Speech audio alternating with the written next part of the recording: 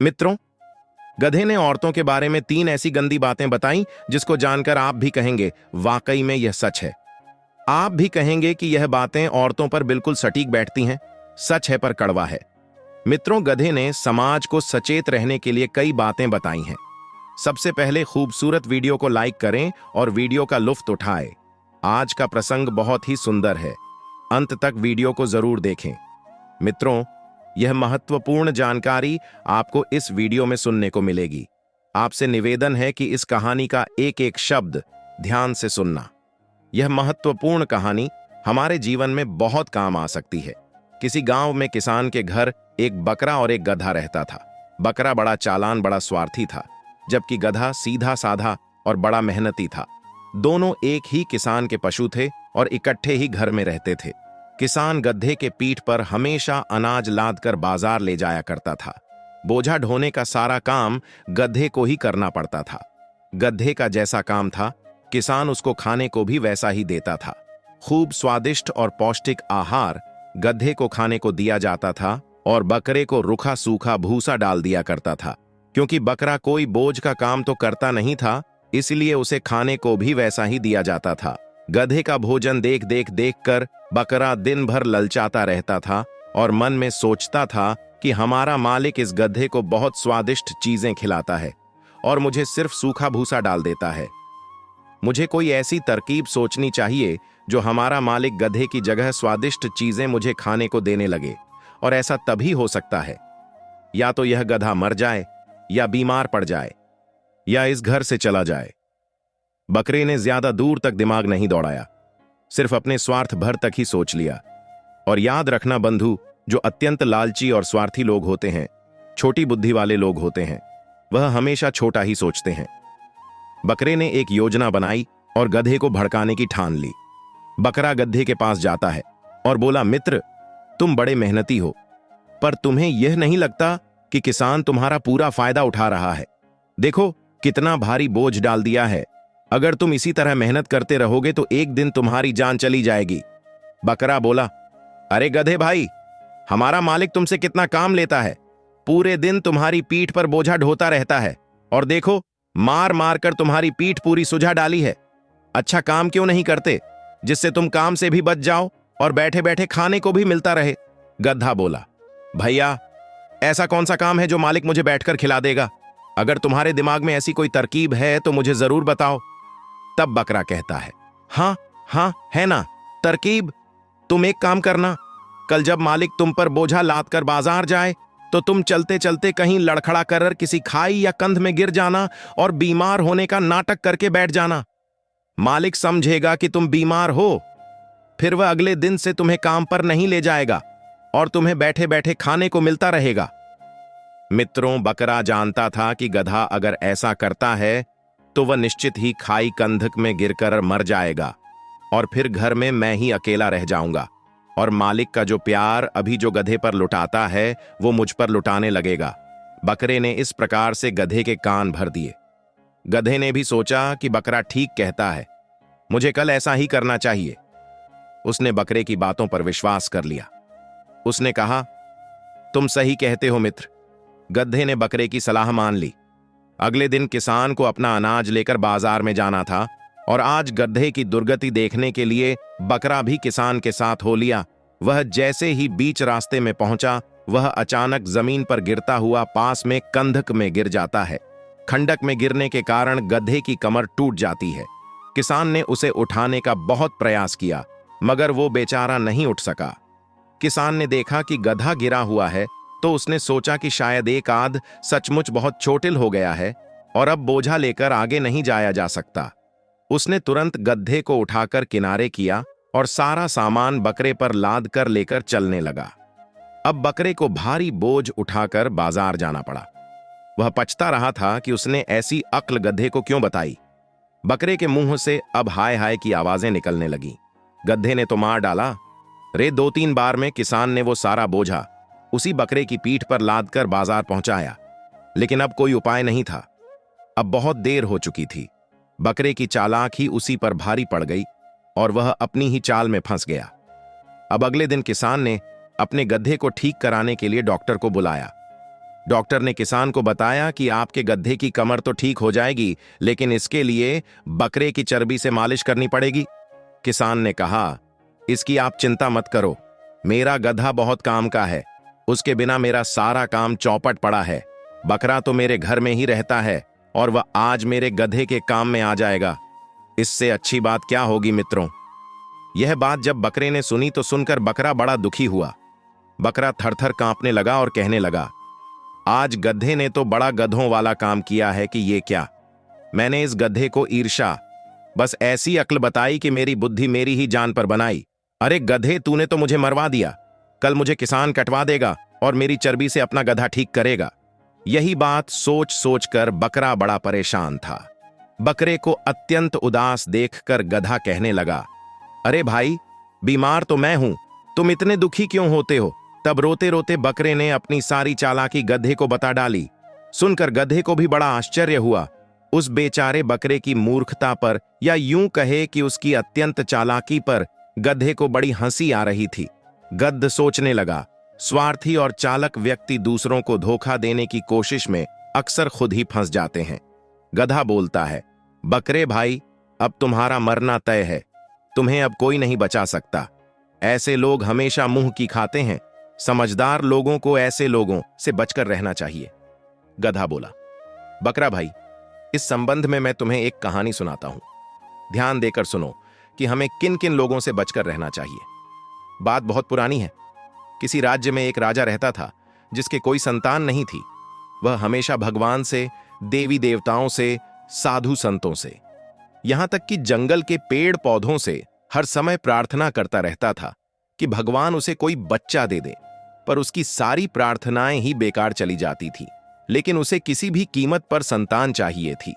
एक दिन वह जंगल में जाता है और एक स्थान पर जाकर प्रार्थना करता है। रोज की तरह जब वह प्रार्थना कर रहा था तो उसने एक दिव्य आवाज सुनी।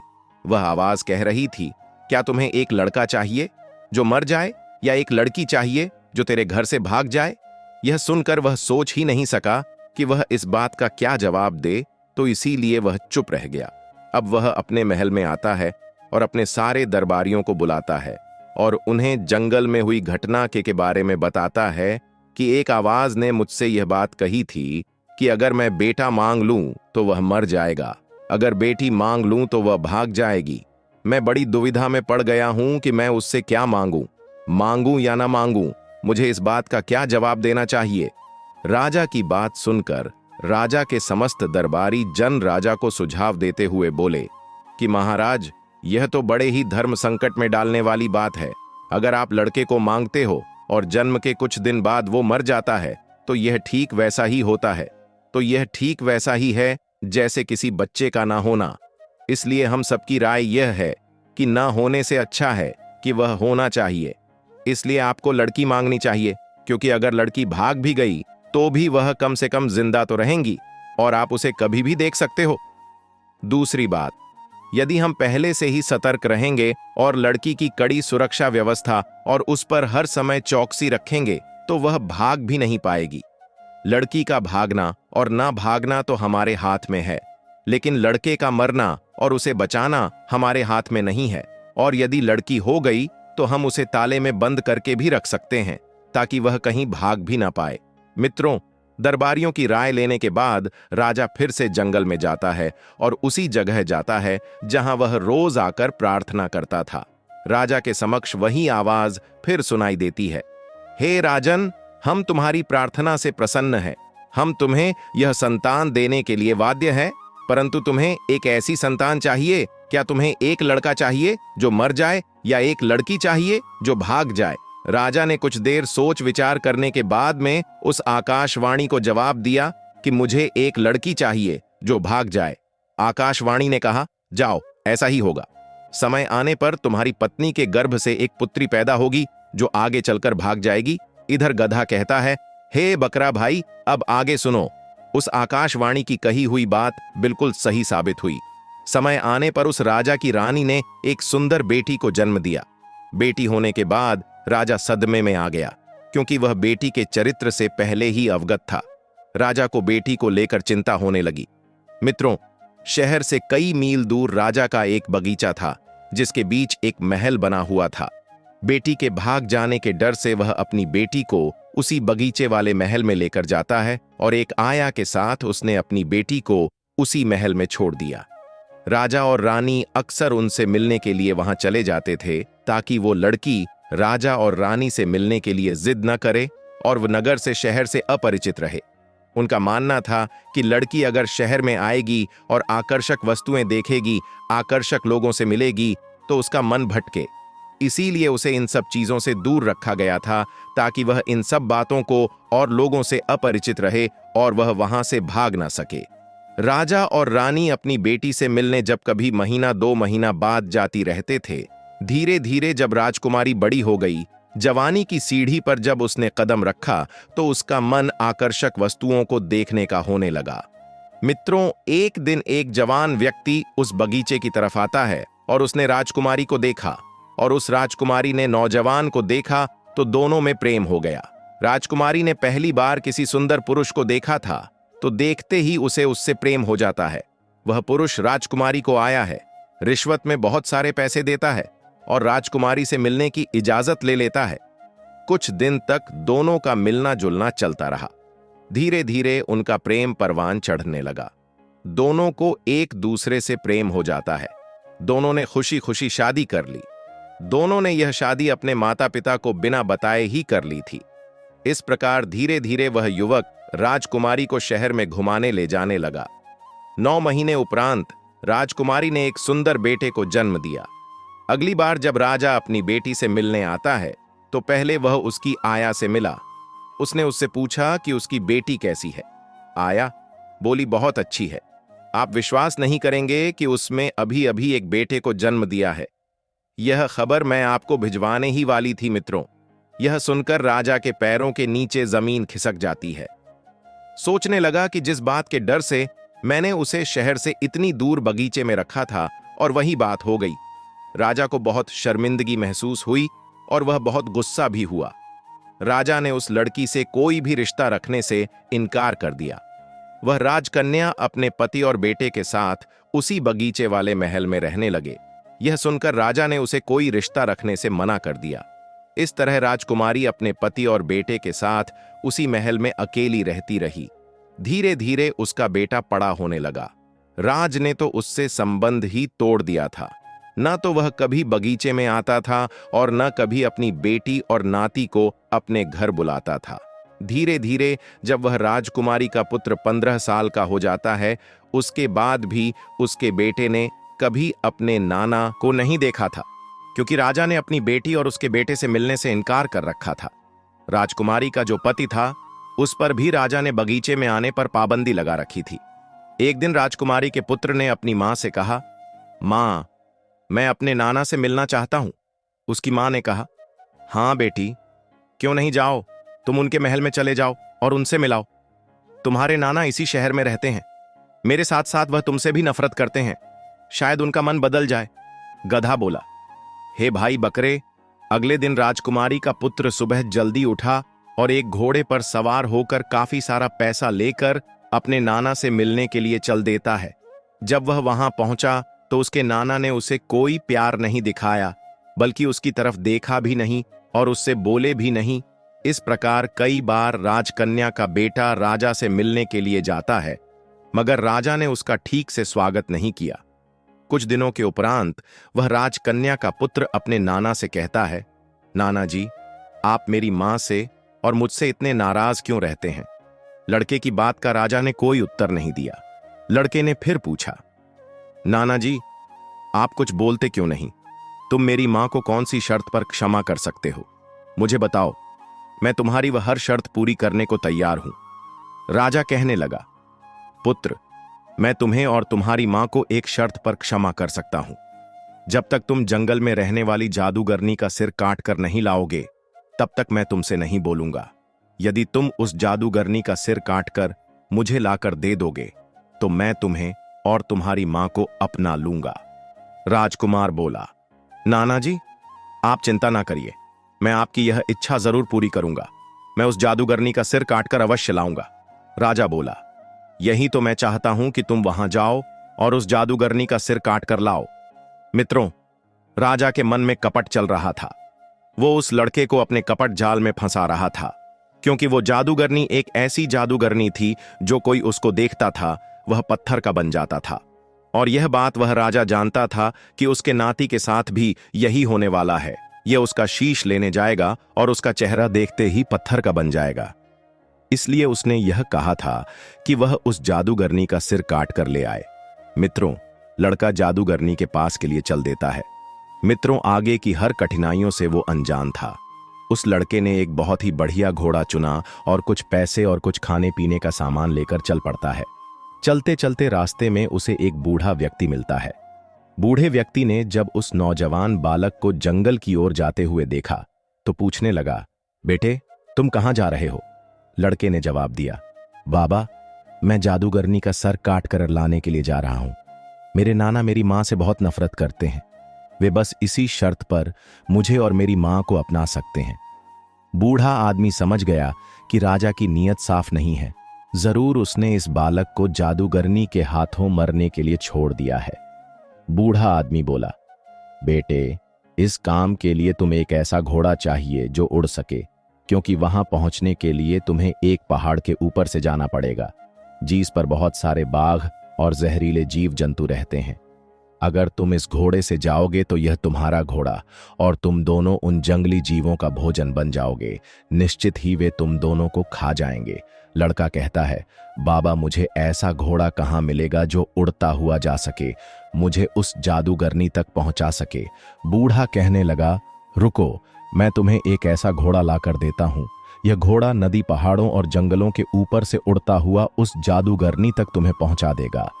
इतना कहकर वह बूढ़ा आदमी गायब हो जाता है और वह एक अद्भुत और शानदार घोड़े के साथ फिर से प्रकट होता है। घोड़ा उस बालक को देते हुए बूढ़ा आदमी कहने लगा, बेटे, अब तुम मेरी बात ध्यान से सुनो। तुम सीधे सीधे उस जादूगरनी को नहीं देख सकते, क्योंकि अगर तुमने उसे देखने का प्रयास किया तो तुम पत्थर के बन जाओगे। तुम भी उसे देखने के लिए एक विशेष तरह के शीशे की मदद लेनी होगी, और मैं तुम्हें यह भी बताता हूं कि वह शीशा तुम्हें कहां मिलेगा और कैसे मिलेगा। तुम यहां से उत्तर दिशा की ओर चले जाओ और थोड़ा दूर जाने के बाद तुम्हें एक संगमरमर का महल दिखाई देगा और उसके आगे एक बगीचा दिखाई देगा जिसमें तरह तरह की फूल वाली पेड़ पौधे लगे होंगे।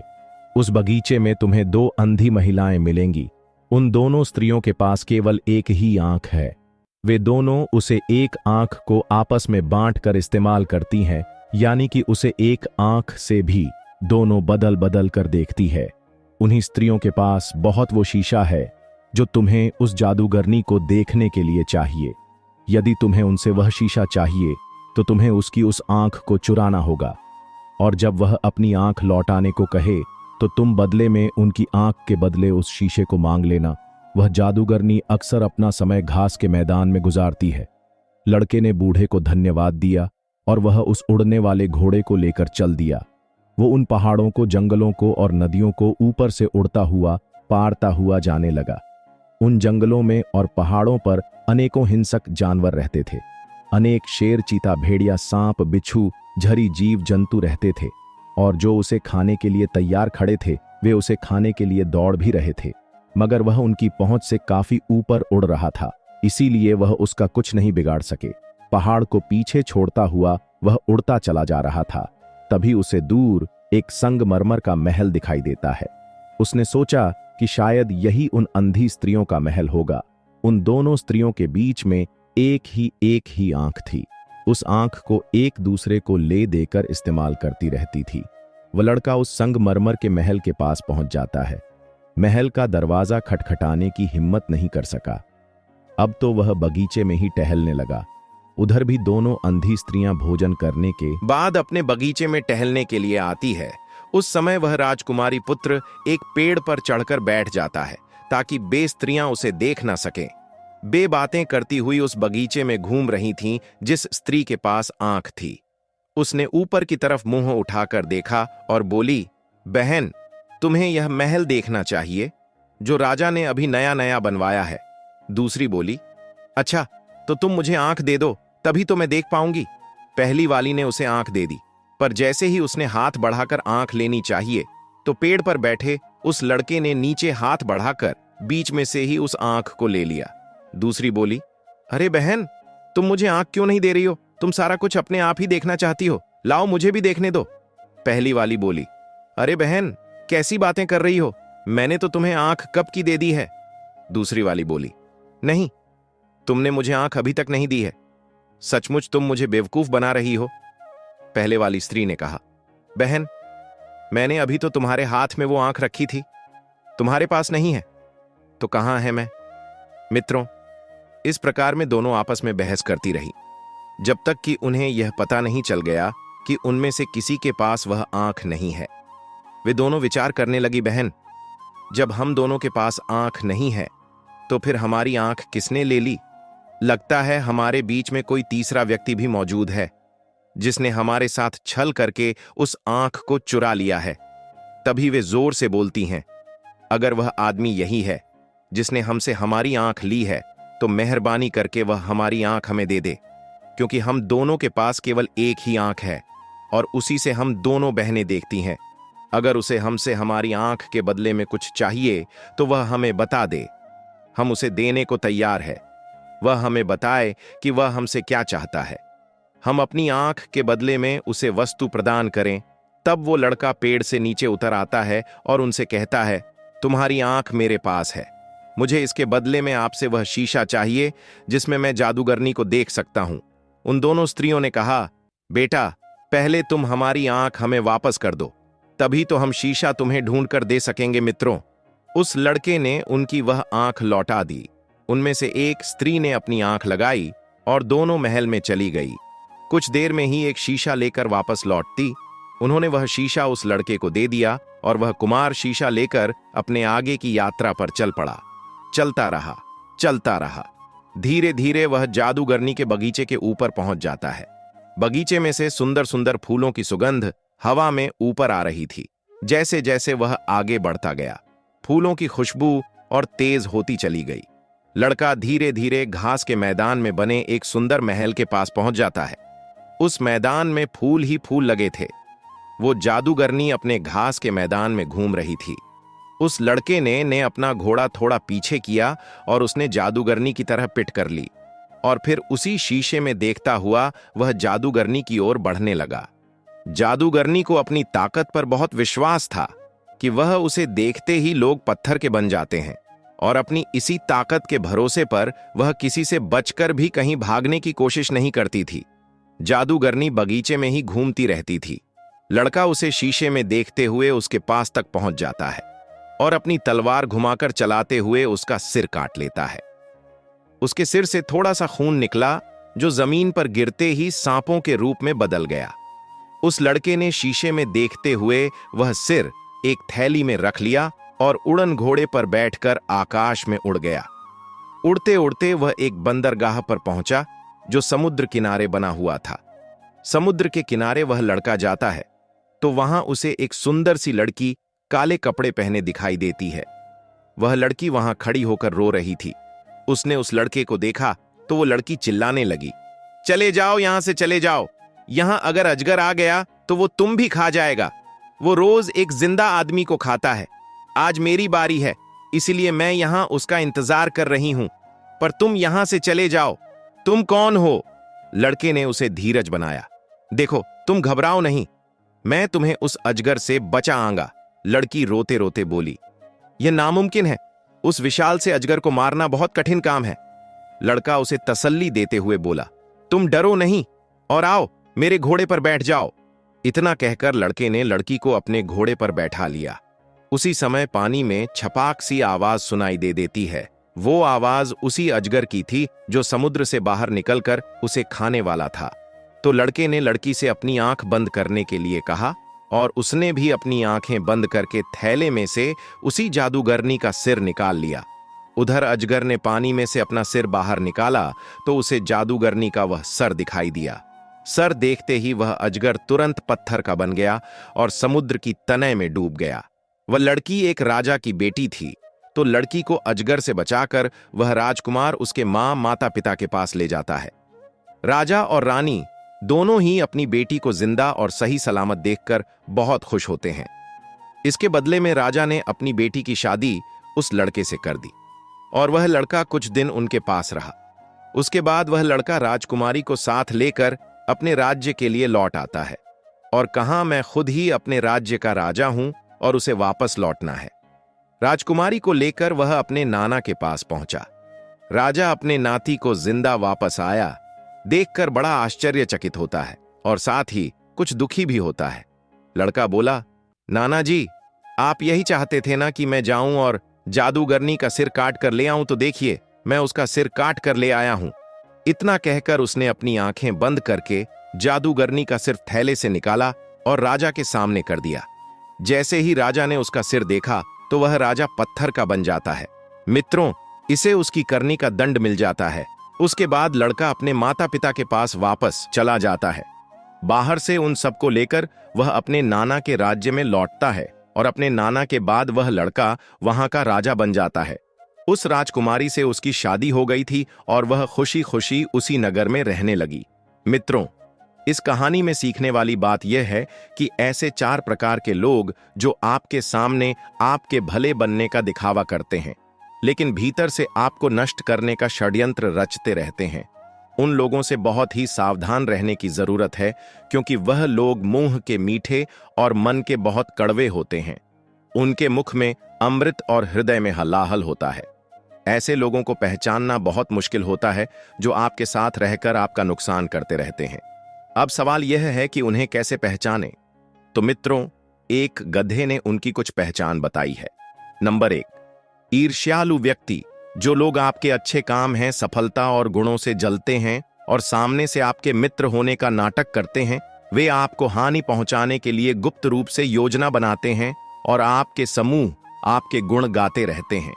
ऐसी दमोही चेहरे वालों से सदैव सावधान रहना चाहिए। न 2, मतलबी मौका परस्त लोगों से। ऐसे लोग केवल अपने लाभ के लिए आपके साथ होते हैं। वे तब तक आपके पक्ष में रहते हैं जब तक उन्हें आपसे कोई फायदा मिलता है, लेकिन मौका मिलते ही आपको नुकसान पहुंचाने में भी वे पीछे नहीं हटते। नंबर 3, 2 ऐसे व्यक्ति जो आपकी तरक्की से, आपके हुनर से जलता हो। यह लोग अंदर से आपको पसंद नहीं करते और आपके ऊपर तो नकारात्मक भावना रखते हैं। हालांकि सामने से वह आपके तैसी होने का नाटक करते हैं, परंतु उनका असली दोष आपको गिराना या कमजोर करना होता है। ऐसे लोगों से सदैव सावधान रहना होगा और उनके इरादों को समझना बहुत ही महत्वपूर्ण है।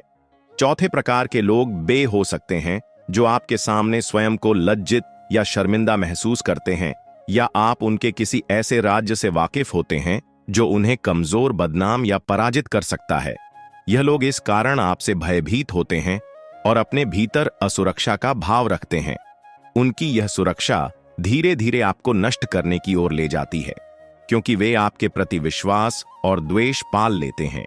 यह लोग अपनी सुरक्षा के कारण आपको एक खतरे के रूप में देखते हैं और इसी कारण से आपको नीचा दिखाने या नुकसान पहुंचाने का प्रयास करते हैं, क्योंकि आप उनके किसी गहरे राज से अवगत हैं। वे इस तरह डर में जीते हैं कि आप उनका कब पर्दाफाश कर सकते हैं, इसलिए वे आपके प्रति भीतर ही भीतर शत्रुता पाल लेते हैं। रिश्तों में झूठी विनम्रता। ऐसे लोग आपके सामने झूठी विनम्रता और सम्मान दिखाते हैं, लेकिन उनके भीतर आपकी ओर नकारात्मक भावनाएं होती हैं, जो समय के साथ हानिकारक बन सकती है। गधा बोला, मित्र, तुम्हारे जैसे लोग जो अंदर ही अंदर लोगों की खुशियों से जलते हैं, उनका उसी राज्य की तरह हाल होता है। मित्रों, अपनी दूरत के कारण बकरा मर गया और उसकी चर्बी का इस्तेमाल गधे की कमर ठीक करने के लिए किया गया। तो मित्रों, इसीलिए ऐसे लोगों से हमें सचेत रहना है। तो इस कहानी से आपने क्या सीखा? कमेंट सेक्शन में अपनी राय जरूर देना। मिलते हैं आपसे अगली वीडियो में एक और ज्ञानवर्धक चर्चा के साथ। सच्चे दिल से बस कमेंट में जय श्री कृष्णा जी अवश्य लिख देना, लायक जरूर करें।